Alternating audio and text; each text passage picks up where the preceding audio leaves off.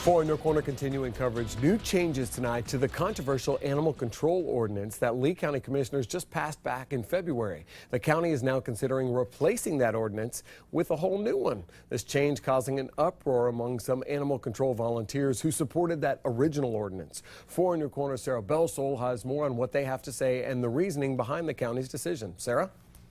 The animal control ordinance hasn't even been enforced yet, and if this new ordinance passes, it never will be. Commissioners unanimously passed the ordinance in February under the condition animal control staff would resolve issues that came up in the public hearing and report back to commissioners.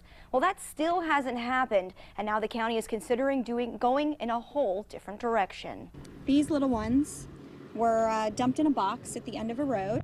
It's cruelty cases like these Trinity Hansen was hoping the new animal control ordinance would eliminate. That we have a serious problem in Lee County, that this is not something that's just going to go away. But Lee County is now considering repealing the ordinance and passing a new one. A big shock for animal advocates. It is very frustrating because we've been working on it since 2010 to actually get an ordinance that would protect the animals the way they need to be protected and looking at the issues that are actually in our community. So what are the main differences? The ordinance passed in February requires countywide spay and neutering with a few exceptions. Under the proposed ordinance, animal control officers would warn and educate pet owners after picking up an unaltered animal the first time, but the pet would be spayed or neutered if it's picked up a second time.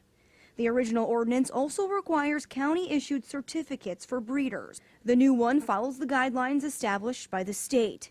Both ordinances make it illegal to tie or tether an animal. The county tells us it made a decision to, quote, go back to the basics after looking at what state laws require. The proposed ordinance is similar to what existed in past years.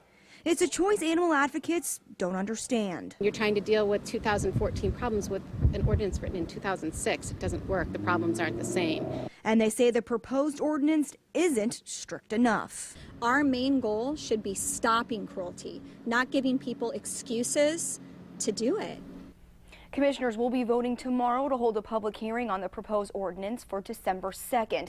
The county is also working on establishing a Lee County Domestic Animal Control Advisory Committee to help improve communication in the future. Live in the studio, Sarah Belsole, Fox 4 in your corner. All right.